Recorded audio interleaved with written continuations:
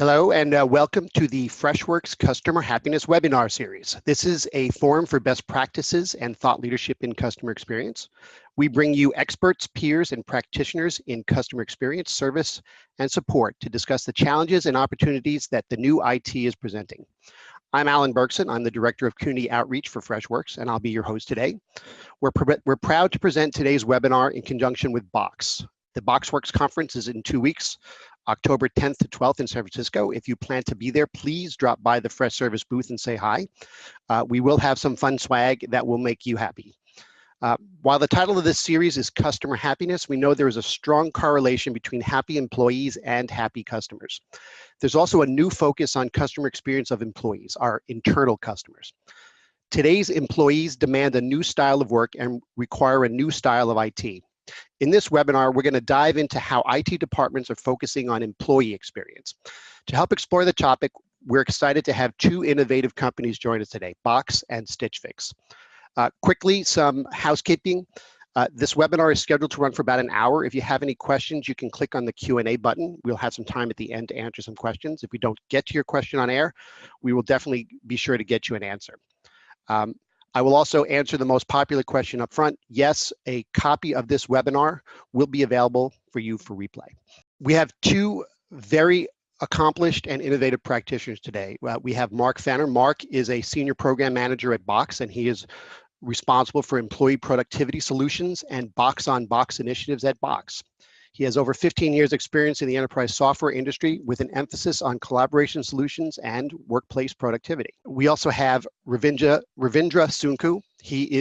He heads up IT for Stitch Fix, which is spread across 9 different office and warehouse locations across the US, supporting over 5,000 employees, which include over 3,500 remote workers. And we're going to hear a lot more about that. He is responsible for strategy and support operations for corporate IT infrastructure, business applications, and information security. To get started, I'm going to have Mark talk a little bit about what he does for Box and what their environment looks like. Mark? Perfect. Thank you for unmuting me. I think because I was the presenter already, my mute button disappeared. I hope you can hear me now. Go for it. Great. Well, thanks for having me. Thanks for the introduction. I joined Box about 2 years ago, and I'm part of the IT team, and I think everything else you covered already. Quick things about Box and kind of the audience that Box IT caters to. We have offices in 9 different countries and 8 different time zones. So we're a global company. We have remote employees as well as contractors all over the world that IT is serving to. And overall, we have a little over 1,700 full-time employees and about 400 contingent workers, just to kind of give you an idea of the scale. Box has been around for over 10 years, so we're constantly evolving and a maturing company. So our IT kind of transformation journey started for us with understanding what it means to really work in the modern age, and realized that we need to cater a new style of employee. Millennials are growing up with completely different user experience paradigms. Touch, talk, and text are kind of in the forefront there. Consumer-driven focuses are changing what we do and how we deliver software services and technology to our users. And with that, we really need to ensure that we kind of embrace the consumer demand and consumer expectations within the enterprise, which means mobile first, support any device, and support working anywhere where the employees want to work. And that kind of leads me to a new style of work, and you mentioned it already, Alan, is we see the new style of work is really driven by self-service. Employees want to be in the driver's seat. They want to select the services. They want answers to their work challenges and kind of do that on their own without having to wait for someone else getting back to them and helping them there. And this new style of work is also often characterized by openness, social, and collaboration. And what is key that this new style of work adapts to natural ways people work and not the other way around. And that kind of leads us to the new style of IT, that kind of embraces the new style of work and the new style of employee. And this new style of IT is much more driven by the Amazons, the Googles, and the Facebooks in the world, which means that IT's role is becoming more the role of a core integrator and a partner of best-of-breed services, and the goal is to deliver an excellent digital experience there. So IT's mission, the way we see it, is to remove friction between people, processes, and technology, and not introduce them, obviously. Wanted to quickly, well, troubles forwarding the slides, there we go, about our focus areas. We have 4 focus areas within IT. One is, we call it the path to $1 billion in revenue, and we need to really focus on automation and orchestration there to scale.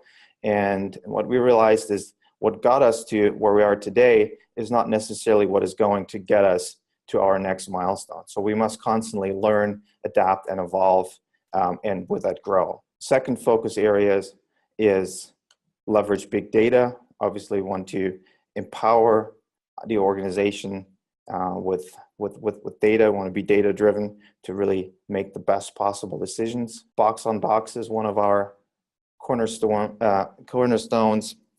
We want to be the first and best customer of our own product. We want to drive integrations, such as integrations with Freshservice. We want to come up with new box use cases that can be leveraged not only by us internally, but also by our customers. And lastly, our 4th focus area is, and I'm sorry, I think I got those 2 mixed up on the slide here, is enabling workplace productivity. We want to ensure that our employees have the tools to work as efficiently and as effectively as possible.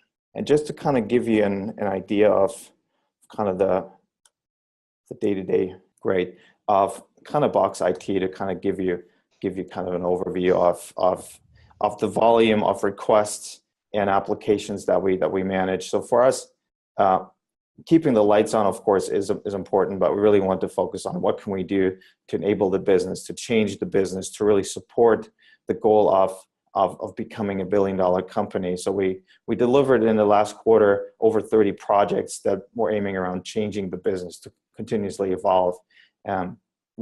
Integrations are key. Obviously, we are born in the cloud. We're lucky not to have any tech debt, but with that, we also need to drive a lot of integrations between various cloud providers. So we have close to 200 integrations, and I have a hard time even reading that number. It's close to 3 billion kind of records that are processed or being sent between different applications that we have. Very collaborative at Box. You see lots of Slack messages, lots of emails, lots of Hangout, video conferences, lots of phone minutes on the Ring Central side, as well as obviously also lots of files uploaded to Box. And I think the bottom one kind of highlights kind of around help desk. We're seeing the knowledge lookup number grow up quarter over quarter. Our users really want to find ways to support themselves, to find answers to their own questions. So we're seeing a great trend there, and with that, obviously also see lots of opportunities for machine learning, for AI in the future to really support this need for self-service and support that. Thanks, Mark. This one thing that strikes me is that it says quarterly stats, which is pretty impressive. Yeah. All right. Again, I'm Alan Bergson. I'm the director of community outreach for Freshworks. I've been with Freshworks for over 4 years, and I've watched us expand globally. We have our IT service management tool, Freshservice, which of course we use to manage our IT and service requests for our employees. As many of you already know, or probably already know, it's increasingly common to use tools like Freshservice outside of the IT department to manage requests, including facilities, accounting, marketing, legal, HR. The focus here is on making it easier for employees to get the services they need. That makes happy employees. As you can see here, we enable implementation of many of the core elements of the IDLE framework to allow organizations to customize their services and their delivery. At Freshworks, we also have a globally distributed workforce, so it's important for us that we have tools and processes that allow our employees to have ubiquitous access to services while still making it easy for our team to manage the underlying technology. And like Box, we have a we are our first and best customer, and we use that to develop some of the best use cases for our organization. We have, and that's part of the reason why we have the webinar, we have a integration with Box. And this is targeted at IT administrators to further empower businesses transitioning into the cloud. There are three main use cases we see most often with the Box Freshservice integration. The first is ticket creation. Employees can create a ticket and include documents, screenshots, or forms as box links into the tickets and send them to IT support agents without worrying about any size limits or attachment limits. We see it from the agent side. As for problem resolution, agents can include resources like guides or videos or screencasts as box links into the ticket and send them to customers without worrying about attachment limits, and also actually being able to, not worry about having the security of storing maybe confidential documents if it's an HR or legal issue.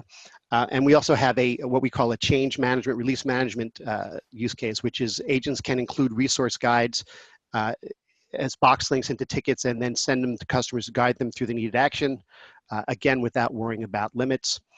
The Box integration is particularly useful for the employee experience in terms of self-service. It's easy for IT departments to make patches and files and those types of things available for self-service. And it also allows IT to provide large solution articles as part of the self-service portal. All this, keeping all your files securely stored on Box. So that's a little bit about the Box integration.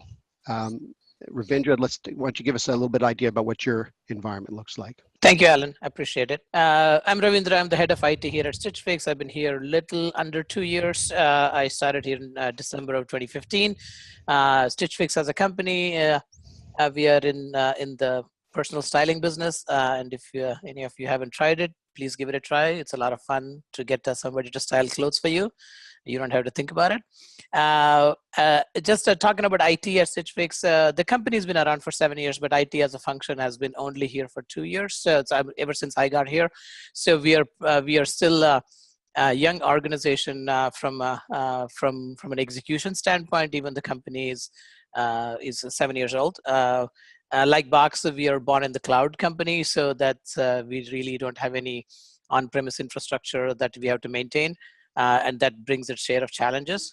Alan, can you move the slide, please? So I think from a business application standpoint, so my team is responsible for business applications that are used for internal business operations. We use Greenhouse, Workday, ADP, Workforce Software for our time tracking, Oracle for our ERP, and Anaplan. And these are primarily catering to our internal business users like finance and HR. And we have a lot of integration framework that support the content movement between these applications and systems. On to the next slides, please. From employee productivity tools, what you see is a sliver of the number of applications that we provide, but interestingly, both Freshservice and Box are some of the platforms that we use internally as well. The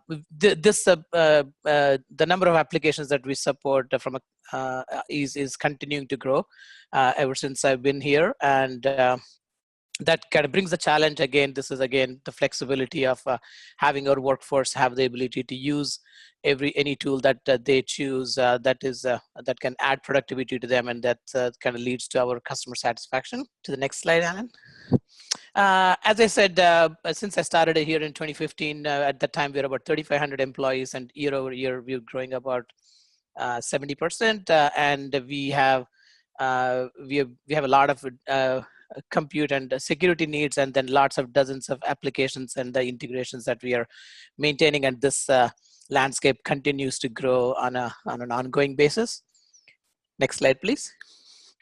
Right now, we have close to about 100 applications and shared accounts that my team is managing, and the number of employees is about 6,500. Over 3,600 of them are remote workers.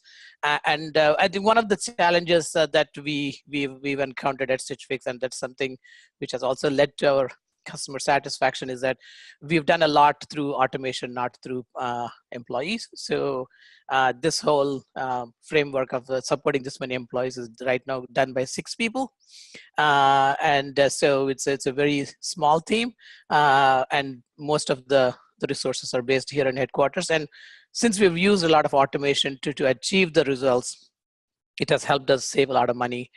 Over $1 million over the next 3 years is the ROI.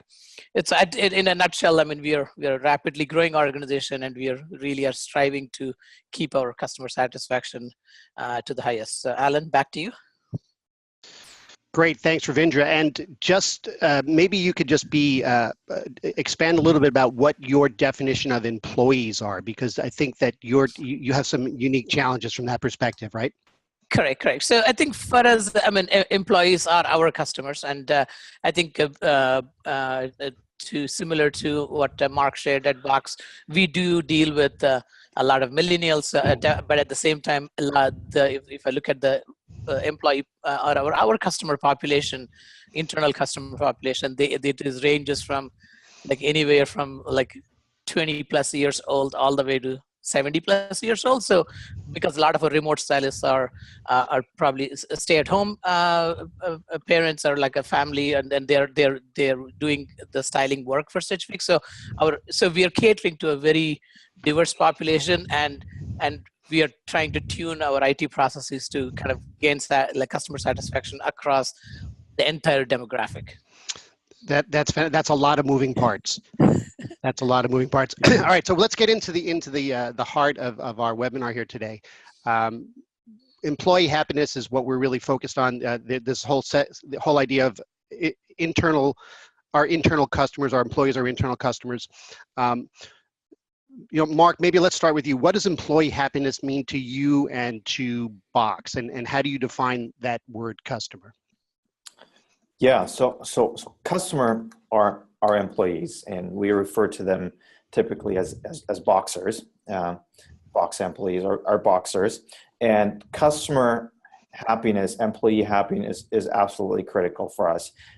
Our employees, our Boxers are our greatest asset, and we spend a lot of time on recruiting and finding the right people. And as you know, we're all fighting for resources. It's a very, very competitive landscape today. So we spend a lot of time finding the right people and onboarding them.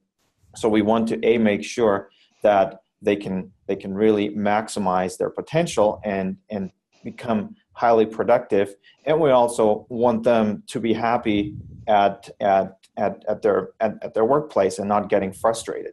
So the goal of IT is to really remove and eliminate any friction that stands between the employee, our internal customer, and the job they're excited to do, that they want to do, and that they're hired to do.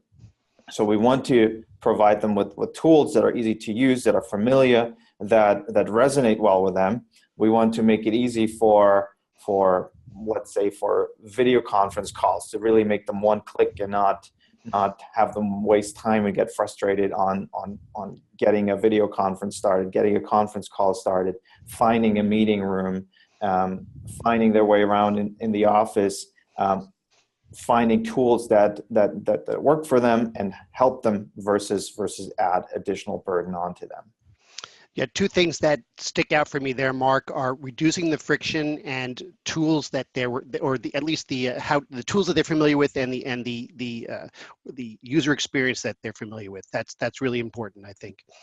Ravindra, how about you? How about at Stitch Fix? What does employee happiness mean, and how do you define customer? Yeah, I mean, this is a kind of a challenging question depending upon the various employee populations that we have. I think, as I said, we have people who work in our warehouse. Their expectations are different, and what they would prefer to get out of the productivity tools, and a knowledge worker or somebody who's a technologist in our engineering department. So one of the things that we are looking for from a customer happiness standpoint is that no matter who comes on board and who joins the team, our goal is to kind of make sure that all the tools that are required for them to be productive are made available within the first 48 hours they are here. That's kind of when they go through their training and boot camp, and we are striving hard to meet that goal. I think for us, a unique challenge is that, as I said, we have a large resource pool, which is our personal remote stylists who work remote. And the interesting part there is that we have these are the people that may work for a period of time for Stitch Fix, and then they leave, and then they come back and join the company. So our satisfaction is that it's not just about how happy are they when they onboard. We also want to make their offboarding experience equally pleasant, because a good chance they will come back and work back with us again. So we kind of maintain a lot of the information that we gathered from their prior experience at Stitch Fix and continue that experience. So we want to keep that both onboarding and offboarding. It's it kind of unique challenge, but at the same time, it is something that we are striving hard to please them. No, that is very few companies, I think, are concerned with the offboarding process in terms of the experience of the employee. So that does definitely create some challenges. So you said that the goal was to have 48 hours to have them onboarded. What was that? Did that come from somewhere, or is that just meaning you just that's as quickly as possible? What was the genesis for that?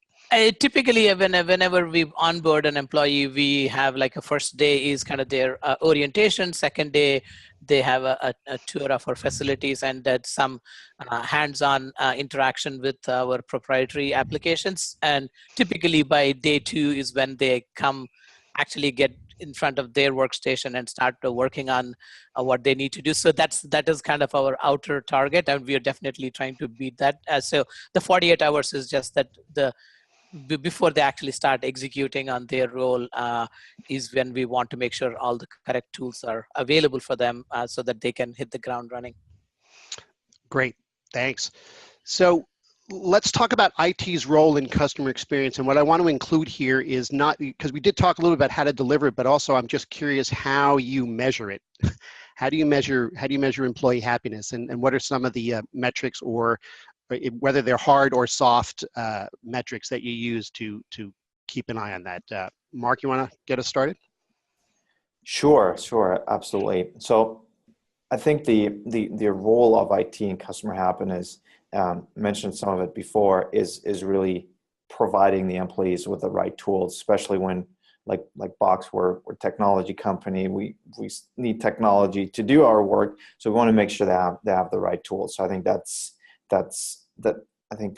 quite obvious, and really allow the employees to work in a way they want to do, drive integrations. If someone really wants to do all their work out of a certain application, why can't we integrate them with other tools so that they don't have to leave from one screen to another? They can stay in one, get in, and ultimately get all their work done in there. So we really focus a lot on integrations, and I think you saw that on the slide that I initially popped up on the screen, that we're really focused on challenging ourselves to always take this to the next level. To if you're in Salesforce, you want our CRM system. If you want to send out a contract, let's integrate Box there, obviously, but also integrate an e-signature provider to really make this experience seamless.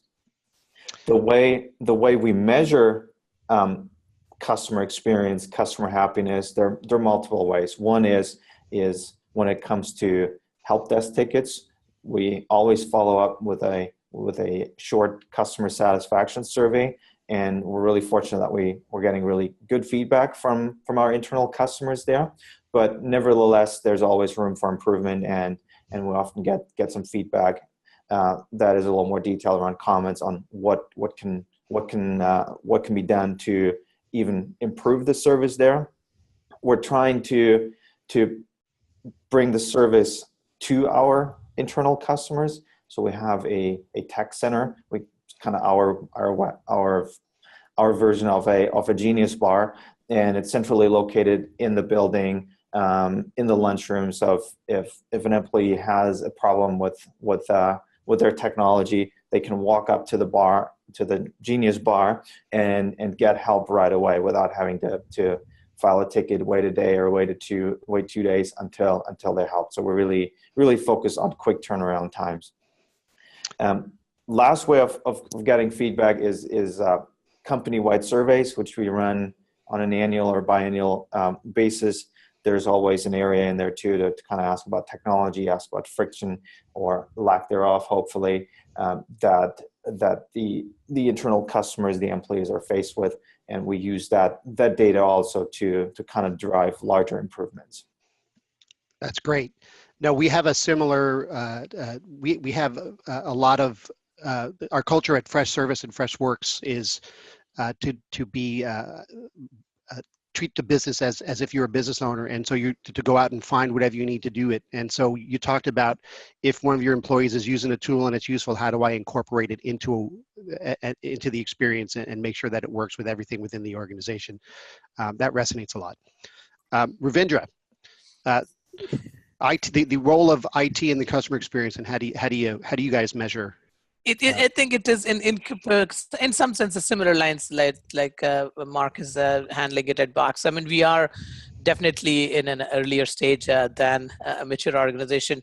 But what the things that we are looking for is we are trying to train the staff internally that they are able to not just like as a user reports an issue, that they understand, like, and empathize with what they're dealing with. I think building that relationship with our customers has been very, very beneficial, because there's always a tendency that, okay, if we send a request over to IT, I'm not sure it's going to get solved. I think one of the things that we are striving hard to is that empower the users with the tools, and we have training content that we are publishing. We're putting together videos and self-help information as well.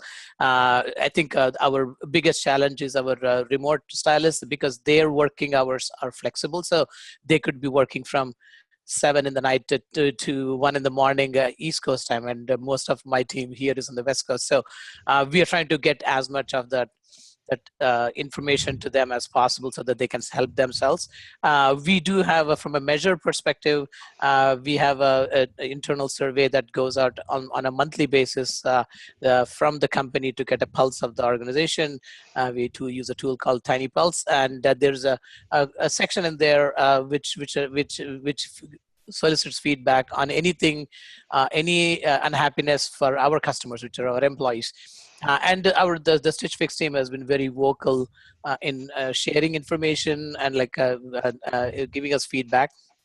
We are yet to start using surveys on our Freshservice framework. We are in an early stage, but we hope to use that as another measure as well. We do some metrics on like what we are watching on the logs, like how long is it taking for somebody to connect to an application, or how many standalone requests are we getting. So we are trying to get those things, like how can we integrate it. We use OneLogin as our single sign-on platform, and we are trying to bring as many applications as possible into that single sign-on framework, so that there's one landing page, one click there in, and definitely eliminating the friction leads to customer satisfaction. It's interesting, as a vendor, we think about a customer journey, and we think about how long, as customers adopt our products, and you actually have a very similar employee journey. So you're actually keeping track of how quickly they're, or how far they are in terms of adopting the different tools they need to do their job.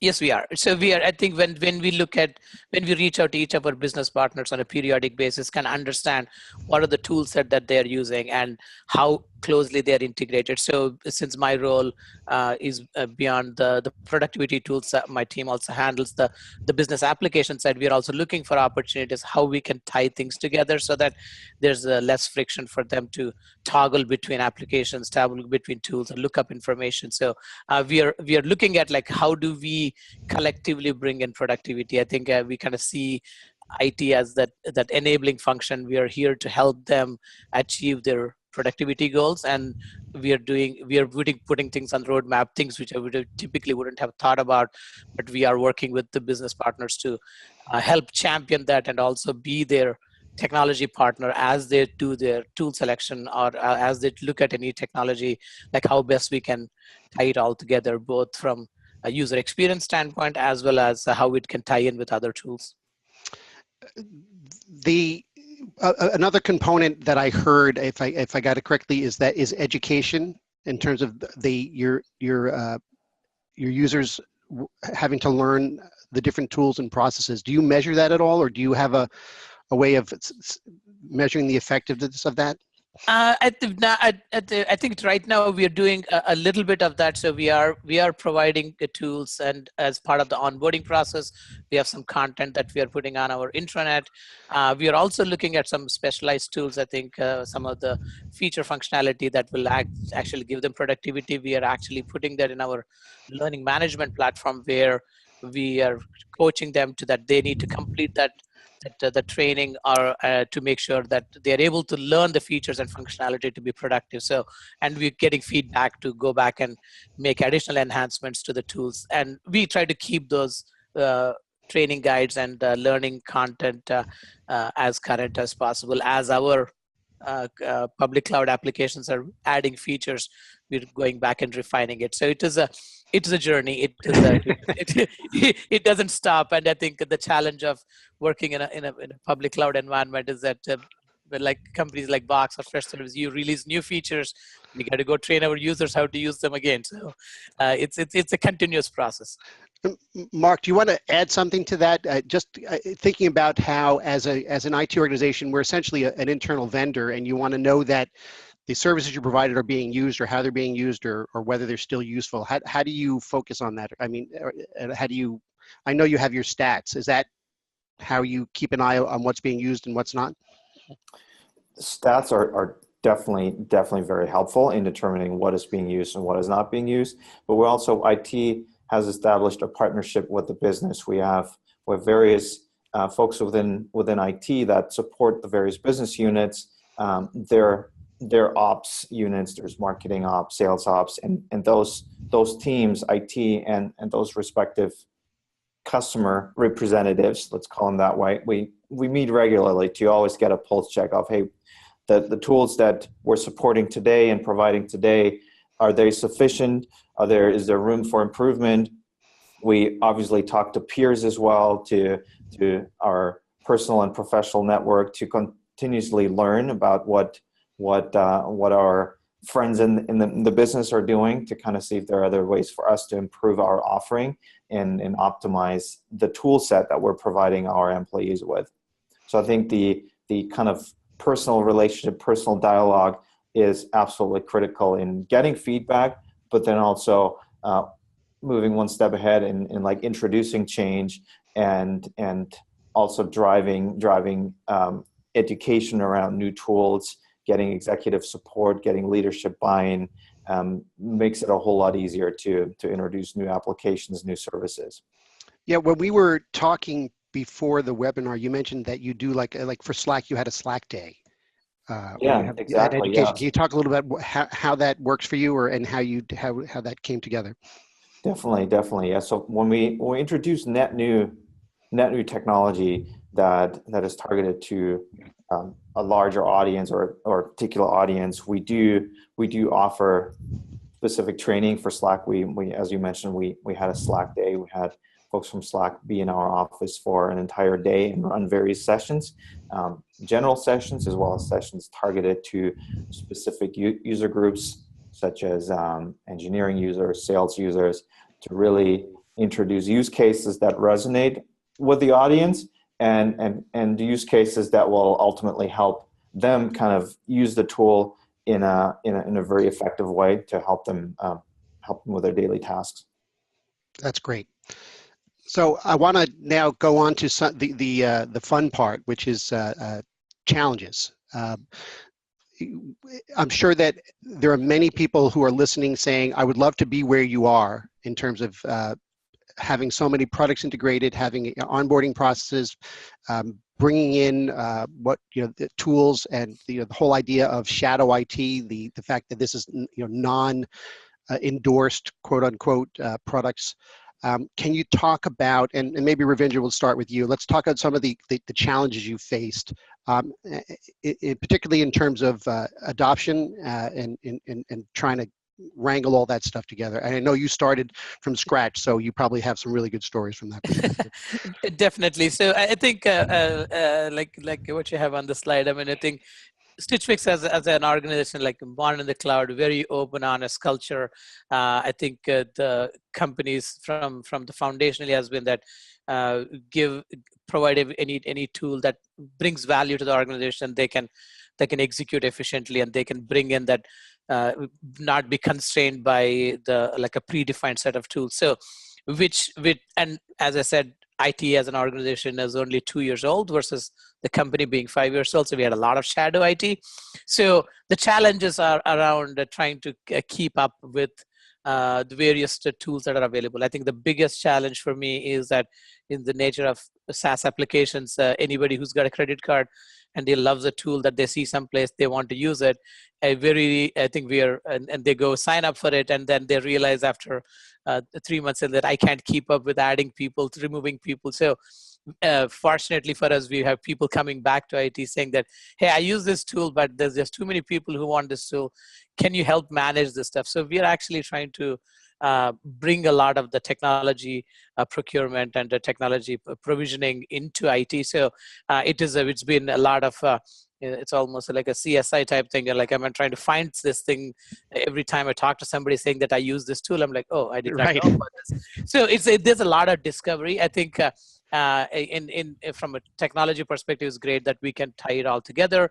I think we do see a lot of duplicative tools, like a very similar feature functionality tool. So we are trying to leverage that as much as possible, that if there is an opportunity for us to migrate from another platform or move people from one platform to another, but at the same time kind of give them the tools that they need. So I think the challenge that compounds that is that around information security, like what information is being stored and how do we make sure that it stays secure, because if it's an individually procured tool, we have no visibility on getting it. So I would say that's a continuous challenge. I haven't really found a solid solution. We are addressing it from many ways, and we are leveraging some technology to look for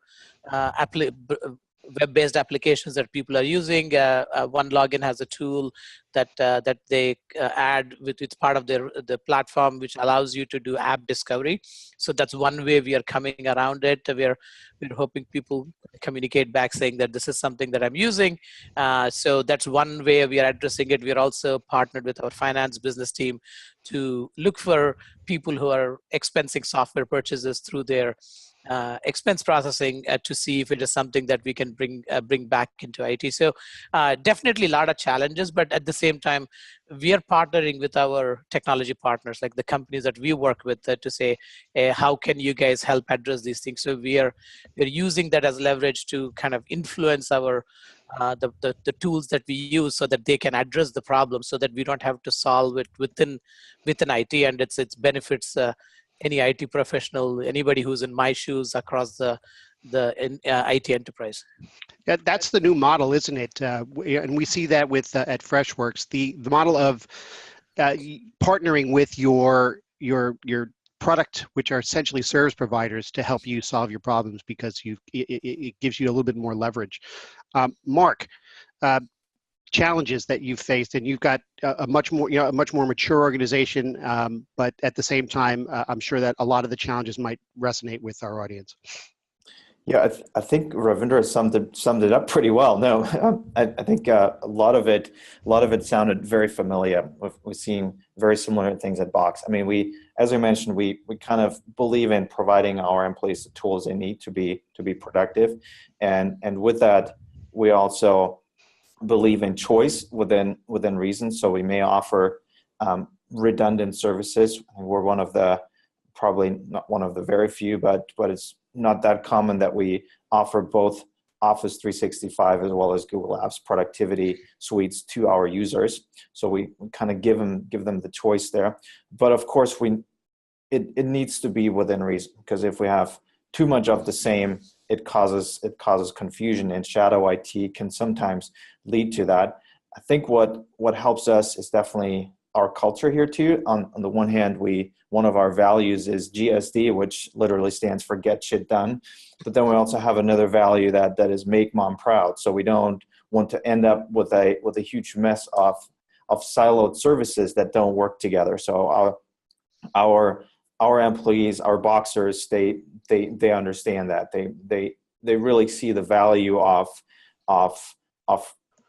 breaking down silos and working together as a company, as a large team. So that helps in conversations around shadow IT when evaluating them. But sometimes shadow IT, you mentioned Slack earlier, can lead to official applications too. That's how Slack started at Box. There were multiple teams using their individual Slack instances, and then we saw value in making it official, making it more secure, but also leveraging the tool across the company by uniting individual Slack instances into one and kind of gaining synergies out of that. Another way for us to get a little bit of a handle on the growth of shadow IT, and it's very similar to what Ravinder mentioned. We're moving more of the purchases over to IT. We're involving procurement on that to really look into the various vendors who have a better idea of alternative solutions that are potentially already used by other teams, and we're then making a case for standardizing on a set of tools versus offering too many of the same. We recently drew up a kind of a architectural landscape of all the applications that we have, and it is quite complex. It does not fit on a letter-sized piece of paper. We have like a whiteboard-sized poster that kind of displays our architecture, and that in a way resonates well with our users too. They really see the complexity and they understand the importance of making sure the various pieces work together. And as part of that, we've introduced kind of an architecture review board that looks into all new technology purchases or suggestions and figures out how do they best fit together in order to deliver a solution that adds a lot of value and maximizes the value to the internal customers. What was that you said? Make mom proud. That I love that. Yeah. I had to use that too. It's awesome. Yeah. My question. So, from a leadership point of view, are these initiatives coming bottom up, top down? Or I know that a lot of people on the call are sitting there saying, we want to do some of the stuff, but how do we get buy-in, or how do we get leadership to understand that? Because I think maybe too often this is coming from the bottom up. Mark, you have some thoughts on that? I think it's a little bit of both. I think if we're just looking at centralizing the budget, that's probably more of a top down, or it's alignment between the various teams. A few years ago, there's probably just making it up. The engineering team had a line item in their budget to pay for a certain application, and then we realized, hey, let's transfer that budget over to an IT cost center, because ultimately IT manages it. Let's centralize the budget there, and with that also the ownership of that. So that's a process that takes time, and you got to identify certain applications and services and move that into a centralized org. Similar to Stitch Fix, I think 2-3 years ago, our Box didn't have an official IT organization, so that's fairly new as well. And as we establish that organization, we obviously mature and we add additional tasks, responsibilities onto that organization. So I think it's an iterative process. Obviously requires leadership backing, but it bottom up helps just as much if we make sure that everyone across the company understands the process that we're pursuing and the approach we're taking. It can help kind of achieve the end goal of the standardizing selection process and vendor management, software management process.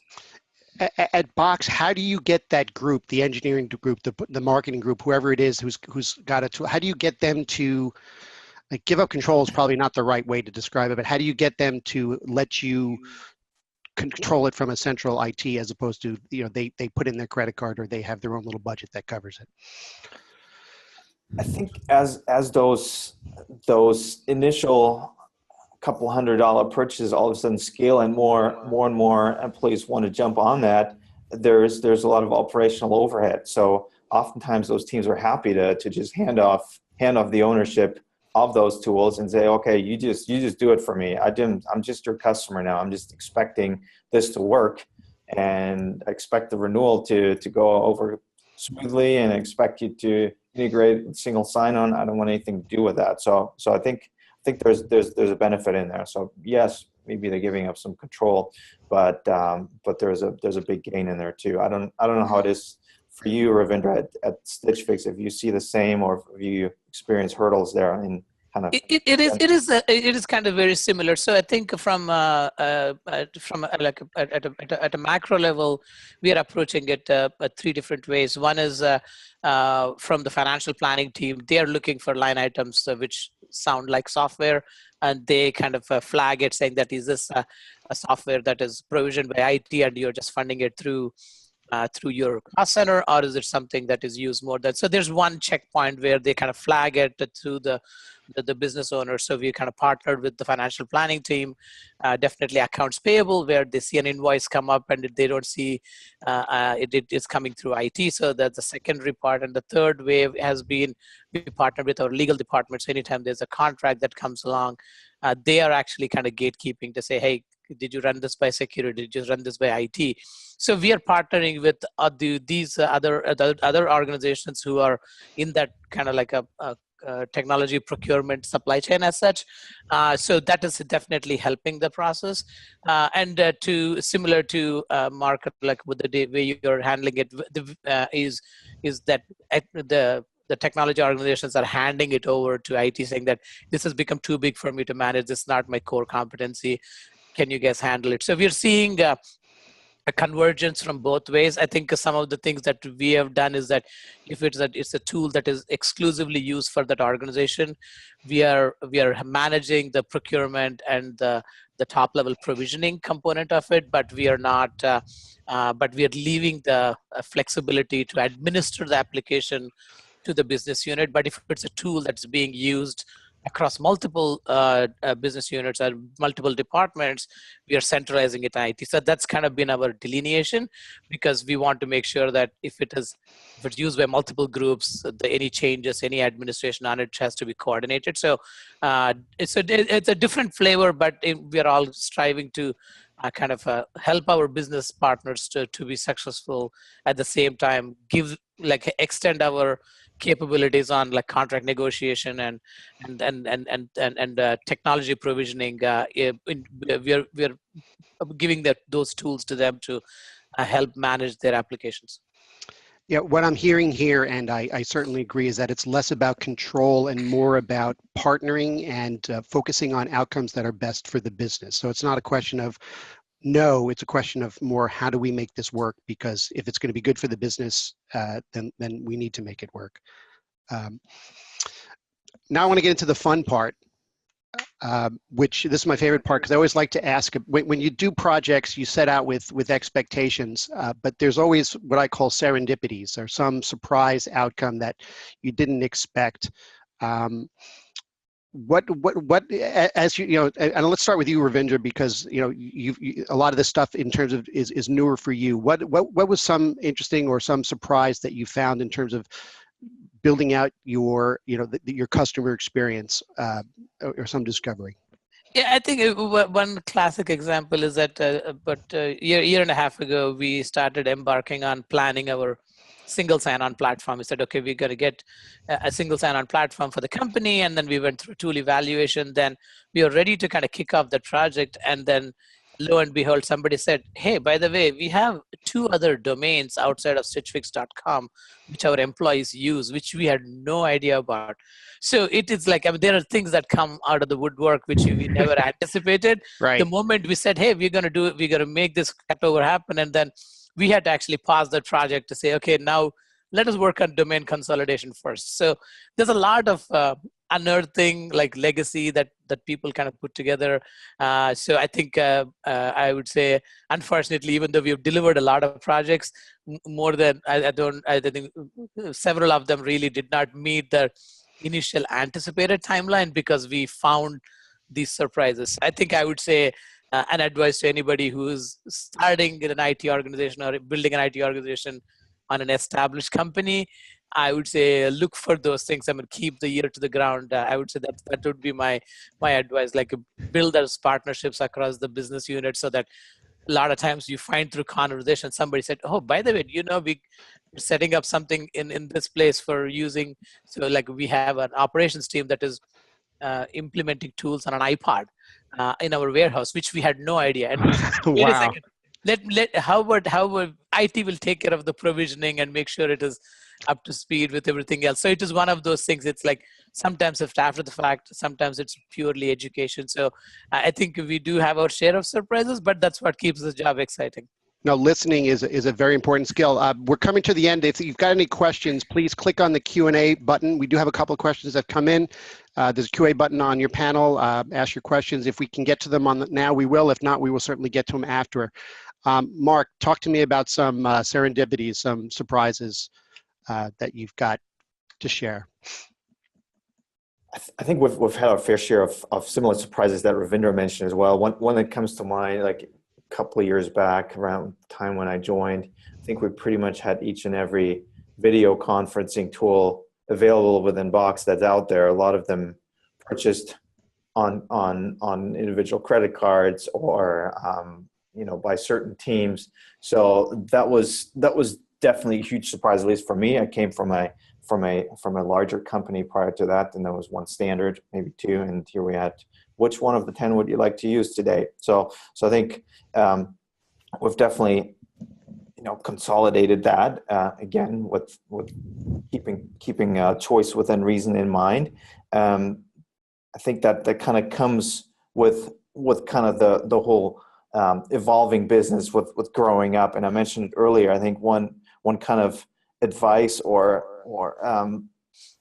kind of line we live by is kind of realizing that what got us here today is not necessarily what is going to get us where we want to be in the next year, in the next 5 years, in the next 10 years. So we really need to be open to constantly learn from other industry leaders like you guys, from peers in the organization, and then we must adapt to that and kind of evolve and grow with that. So I think the constant change and being ready for this change is absolutely critical, and that I think makes it fun, because that will allow us to, as an IT organization, to help change the business and not just to keep the lights on and be stagnant. Right. So we do have a couple of questions that came in. One question is, and I guess Ravindra, you have global. The question is, how do you handle multi-time zones, and from as a support organization? I know it's less. That's a broader IT support question, but it does come in terms of I think employee experience, because if some of your employees get to call you on the phone, and the other ones have to do a chat or whatever, how do you manage that? I think at Stitch Fix we have resources that are based out of in the Austin area, so we kind of cater to that East Coast user base. But I don't think we've really harnessed the issue about how do we support people that are working in different time zones, and there's no office hours in some of our users base. So a lot of our emphasis has been how best to train them, how best to help automate things, that way they don't have to remember a lot of things. Like you just sign in one place and you're good to go. So we are trying to leverage a lot more technology to address the self-service capability, and then providing them coaching because of the nature of our workforce. It's a 24/7, but we don't have resources that are available 24/7. So, but we do have people that are on call or available on demand. But I think we are addressing it through technology, less with people. That mirrors what happens in the consumer space, which is it being able to scale and being able to provide a consistently high quality of service is focused around automation and self-service and making sure that people can easily get the information they need. Mark, your thoughts? Yeah, we're definitely also focused on the technology approach to leverage AI, machine learning much more, and the self-help to get answers to any technology challenges, questions there. But we do have support personnel in various time zones, several time zones in the US, and also in EMEA and in Asia. So I think we got around the clock support. I don't know about weekends, but during weekdays, we do have 24-hour support resources on staff. We have one more question, which I really want to squeeze in. So maybe you guys can just take like maybe 30 seconds to a minute at most to talk about it. The question is around how do you measure or how do you look at the employee experience as it impacts the end customer experience? I think this is a great question and probably has a much longer answer, but I'm going to see if you just give me some quick thoughts on it. Mark, you want to start? That is a pretty complex question, but I think if you have happy employees that can work at their best to their fullest potential every day, that happiness will transfer over to the external customers. They'll feel that hey, I'm dealing with someone who really likes their job, who's happy within their job, and with that is super ambitious and motivated to help me solve my external customer problems and business challenges. And I would say from a Stitch Fix perspective, very similar goal. I think we want to keep that employee happiness to the highest level. We feel that it definitely like if especially our remote stylists, that they have a quota of sorts that they need to execute on certain number of fixes in a given period of time. This definitely affects their paycheck. I mean, it's really so. IT is in that mix because we are the ones who are enabling the tools. So I think we take extra care on make sure those tools are available and proactively communicate if there is any disruptions or outages that they should be aware of so they can adjust their time. So I think we're striving towards it. I don't think we are definitely a little bit far away, but definitely the goal is that if our employees are happy, they are serving our external customers with the same enthusiasm and same level of happiness, and happiness is contagious, and that's what we want to propagate. What a great way to wrap up. Happy employees make happy customers. I know that's got to be a topic for us for another webinar. Mark and Ravindra, thank you so much for sharing your expertise and your insights. If anybody wants to get in touch with them, here's some contact information. Thank you, Box, for co-hosting this webinar. Again, if you're going to be in 2 weeks, is BoxWorks in San Francisco.